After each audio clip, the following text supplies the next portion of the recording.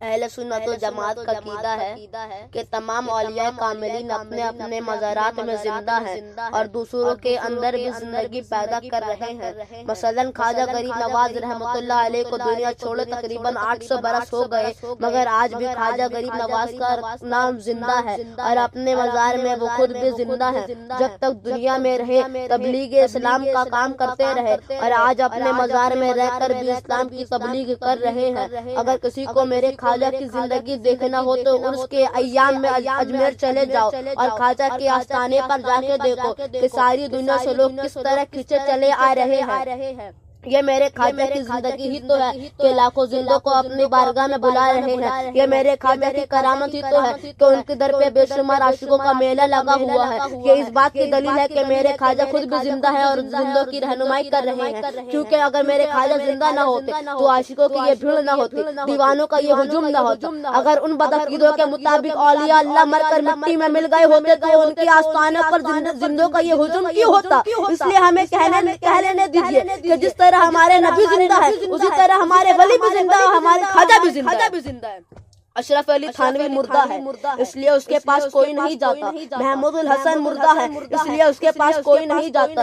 رشید احمد گنگوہی مردہ ہے، اس لیے اس کے پاس کوئی نہیں جاتا۔ قاسم نانوتوی مردہ ہے، اس لیے اس کے پاس کوئی نہیں جاتا۔ خلیل احمد امریٹی مردہ ہے، اس لیے اس کے پاس کوئی نہیں جاتا۔ ہم اپنے نبی کو زندہ مانتے ہیں، اس لیے ان کے روضے پر جاتے ہیں۔ صحابہ کو زندہ مانتے ہیں، اس لیے ان کی قبروں پر جاتے ہیں۔ شہدائے کرام کو زندہ مانتے ہیں، اس لیے ان کے آستانوں پر جاتے ہیں۔ غوث پاک کو زندہ مانتے ہیں، اس لیے ان کی چوکھٹ پر جاتے ہیں۔ خواجہ غریب نواز کو زندہ مانتے ہیں، اس لیے ان کے دربار پر جاتے ہیں۔ امام احمد رضا کو زندہ مانتے ہیں، اس لیے ان کی چوکھٹ پر جاتے ہیں۔ تمام اولیاء کو زندہ مانتے ہیں، اس لیے ان کے روضوں پر حاضری دیتے ہیں۔ تو زندہ ہے واللہ، تو زندہ ہے واللہ میری چشم عالم سے چھپ جانے والے۔ حضرات یہاں میں ایک ضروری بات کی وضاحت کر دینا چاہتا ہوں کہ اس زمانے میں کچھ لوگ ولایت کے دعوے دار ہیں، جبکہ انہیں ولایت سے کوئی نسبت ہی نہیں ہے۔ نہ اس کے ظاہری اعمال شریعت کے مطابق ہیں اور نہ ان کے باطنی اعمال اس لائق ہیں کہ انہیں ولی کہا جائے، انہیں پیر کہا جائے۔ اور پیری مریدی کا حال تو اتنا خراب ہو گیا ہے کہ جس کو بیان ہی نہیں کیا جا سکتا۔ آج جعلی اور ڈھونگی پیروں سے جو قوم کو نقصان پہنچ رہا ہے اس سے اللہ کی پناہ۔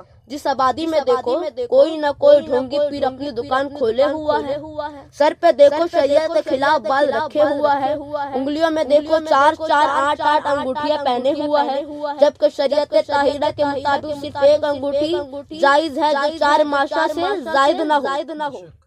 مگر مت پوچھئے ان پیروں کا حال کہ شریعت و سنت کی کھلی خلاف ورزی کے باوجود اپنے آپ کو ولی کامل اور پیر موقع سمجھے ہوئے ہیں اور پیری مریدی کی جال بچھا کر بولے بھائی مسلمانوں کو گمراہ کر رہے ہیں۔ اور ہماری قوم کا بھی حال مت پوچھئے، جس کے سر پر امامہ دیکھا، ہاتھوں میں تسبیح دیکھی، انگلیوں میں 10 انگوٹھیاں دیکھی، گلے میں بڑے دانوں کا مالا دیکھا اور آنکھوں کو لال دیکھا، بس سمجھ لیا کہ ہم نے پیر کامل پا لیا۔ جھٹ مرید ہوئے اور آؤ بھگت شروع کر دی۔ یہ نہیں دیکھا کہ ہم نے جس کا دامن تھاما ہے اس کے اعمال شریعت کے مطابق ہے یا نہیں، وہ روزہ نماز کا پابند بھی ہے یا نہیں، وہ تقوی و طہارت کا پیکر ہے یا نہیں، ان میں شرائط پیر پائے جاتے ہیں یا نہیں۔ یاد رکھیے کہ پیر ہونے کے لیے بھی کچھ شرائط ہے کہ اگر وہ شرطیں نہ پائی گئی تو وہ پیر نہیں ہو سکتا،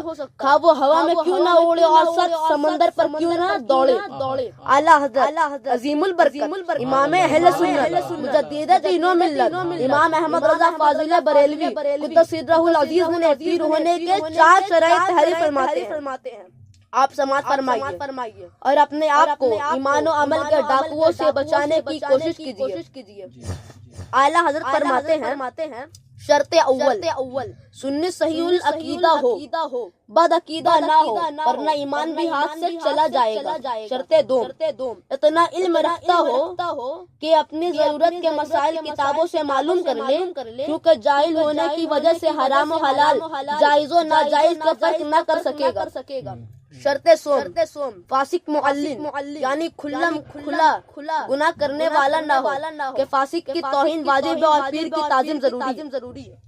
شرط چہارم اس کا سلسلہ نبی اکرم صلی اللہ تعالی علیہ وسلم تک متصل ہو، ورنہ اوپر سے فیض نہ پہنچے گا۔ اگر پیر کے اندر شرائط مذکورہ پائی جاتی ہیں تو ایسے پیر سے مرید ہونا جائز ہے، اور اگر ان شرطوں میں سے کوئی بھی شرط فوت ہو جائے تو ایسے پیر سے مرید ہونا جائز نہیں، اور نہ اس سے کوئی فیض مل سکتا ہے۔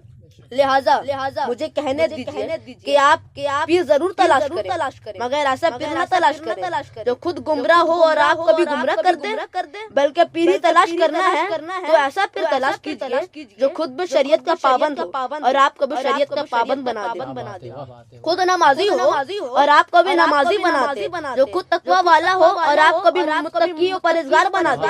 یعنی آپ کا پیر غوث اعظم جیسا ہو، آپ کا پیر خواجہ غریب نواز جیسا ہو، آپ کا پیر محبوب الہی جیسا ہو، آپ کا پیر مخدوم سمنا جیسا ہو، آپ کا پیر مخدوم بہاری جیسا ہو، آپ کا پیر بندہ نواز گیسو دراج جیسا ہو، آپ کا پیر شاہ عالم دیوان جیسا ہو، آپ کا پیر اعلی سلمان لوی جیسا ہو، آپ کا پیر اعلی حضرت امام محمد رضا جیسا ہو، آپ کا پیر مفتی اعظم جیسا ہو، آپ کا پیر مجاہد ملت جیسا ہو، آپ کا پیر حافظ ملت جیسا ہو، آپ کا پیر صدر الشریعہ جیسا ہو، آپ کا پیر سرکار کلا جیسا ہو، رضوان اللہ علیہم اجمعین۔